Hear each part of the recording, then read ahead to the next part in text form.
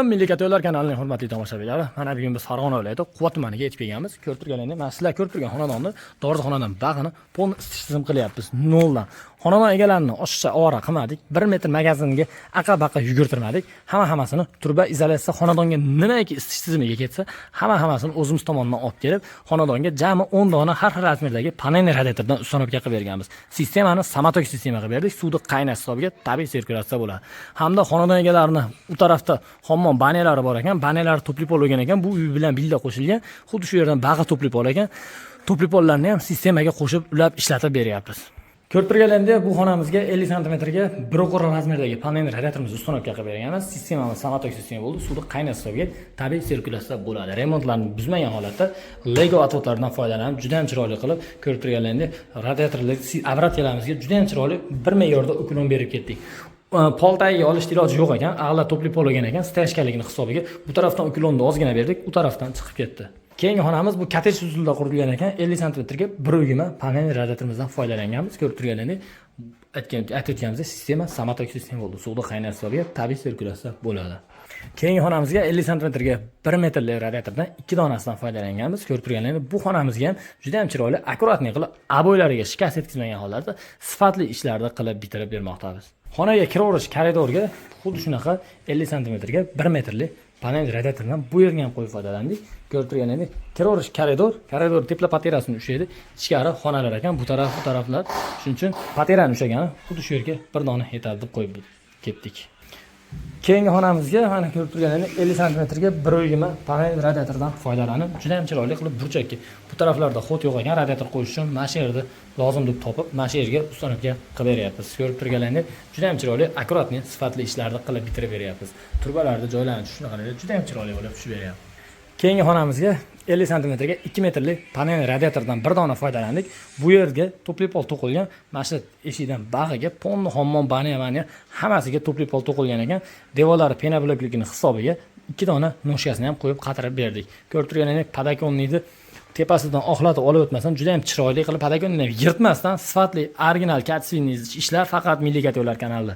Santexnik brigadamiz juda ham a'lo darajada qilib xonadon egalarining remontiga umuman buzmasdan sifatli qilib ishlarni qilib bitirib beryapti. Har bittasiga klipsalarni erinmasdan qoqib ko'rganlaringda kranlarni o'rnashni ham kranniga bitta like отдельный. Obratkalarimiz xonadonning orqa tarafdan sentralniy bo'lib, sentralniy xot bo'lib, hammasi bitta tarafga tarab uklon berib yubordik. Keyingi xonamizga mana 50 sm ga 1.5 razmerdagi panel radiatorlardan foydalandik. Ko'rib turganingizdek, juda ham chiroyli, akkuratniy ishlarni qilib bitirib beryapmiz. U avratkamiz bizga oq отдельный bilinib turibdi. Aynan sentralniy bitta olib o'tib ketdik. Keyingi xonalarni ko'rsatamiz. Faqat spalni xonalar ekan. Masjidlarda ko'rsatgan joylarimiz shu yergacha bo'ldi. Spalni yotoqxonalarga olib kirib ko'rsatamiz. Oxirigacha ponni montaj qilinyapti. Bu yer bani ekan, xonadon ichkarisiga ham bitta radiator hamda to'pli pollarni ponni montajga qo'shib sistemaga ustunovka qilib berdik. Katyolimiz xonadonda orqa tarafiga ustunovka bo'lyapti. Mana ko'rib turganingizdek, bitta oddiy letniy naveslari bor ekan. Mana shu yerga ustunovka qilib beryapmiz. Katyolimiz 25 kilovatli nijniy garina pastdan yonuvchi ko'mirli katyol. 40 kilo, 45 kilo atrofida ko'mir oladi. Ko'mirni sifatiga qarab minimum 12 soat, maksimum 1 sutka yonib beradi. Katyolimizga qo'shimcha 4 dona sendvichli dimoxotlardan foydalanganmiz. Ko'rib turganingizdek, dimoxotimiz 1 donasi 450 ming so'mdan hamda 1 dona shapkasini ham qo'yib berdik. Shapkasi 150 ming so'm. Bu dimoxotimiz foydasi ichi ham tashi ham nerjaveka, utublit bo'lgan, konsat bermaydi. O'rtasi bazaltli bo'ladi. Umuman konsat bermagan ekan, dimoxotlarni ham qurum to'lishgan, ham tutunda bir me'yorda hech qanaqa xalaqit qilmasdan juda ham chiroyli bo'lib ishlab ketadi. Bir sezonda umuman tozalamaydigan dimoxot shu bo'ladi. Katyolimiz dimoxotning narxini aytdik. Katyolimiz utublonni oddiy shunaqa naveslarda turadigan katyol. Katyolimiz narxi 9300 ming so'm, O'zbekiston bo'yicha dastavkasi bor. Bizda Santexnik brigada faqat vodiy bo'ylab xizmat ko'rsatadi. Vodiydan tashqari 12 ta viloyatga katyol dastavkamiz bor. Ekranda raqamlarga hozirroq aloqaga chiqinglar, xudo xolasa, bizda Santexnik brigada vodiy bo'ylab shunaqa sifatli santexnik ishlar, ko'mirli katyollar sohasida hamma ishlarni 100% garantiyali qilib bitirib beramiz. Bu katyolimiz 4 teshikdan iborat, 4 teshik ham digirovka bo'ladi.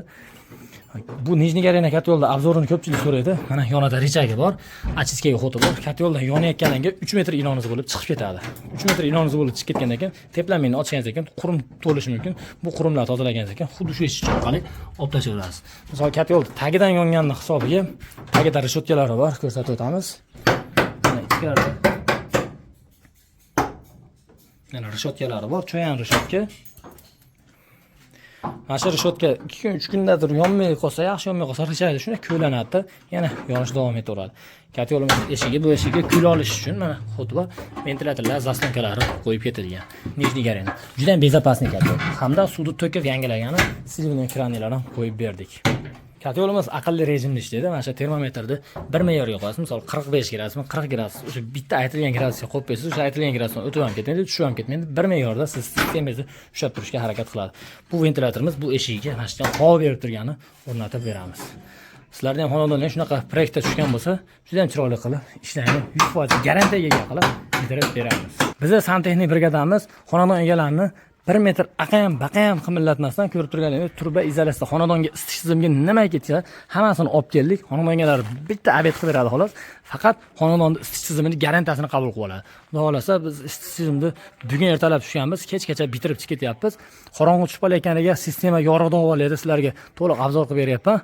Yonish jarayonlarini oldingi videolarimizdan qo'yib berganmiz. Mana bash proyektimizda 100% bityapti. Hozir bitgandan keyin katta yo'lni yoqib, xonadon egalariga 100% garantiyaga ega qilib topshiramiz. Yana qaytarib o'taman, biz santexnik brigada gazlashmagan hududlarga shunaqa ko'mirlik kattalar va sifatli santexnik ishlar istisizm qilamiz. Bizning yo'nalish gazlashmagan hududlar uchun shunaqa ko'mirlik kattalar o'rnatish. Faqat santexnik brigadamiz vodiy bo'ylab xizmat ko'rsatadi. Vodiydan tashqari 12 ta viloyatga ko'mirlik kattalarimiz dastavkasi bor. Qanaqa sohada, ko'mirlik katta sohasida, santexnik ishlar sohasida qanaqa ishlang, savollar bo'lsa, kommentariyada yozinglar. Sizlar kommentariyalar biz uchun juda ham muhim. Fikrlang va olasa javob berishga harakat qilamiz.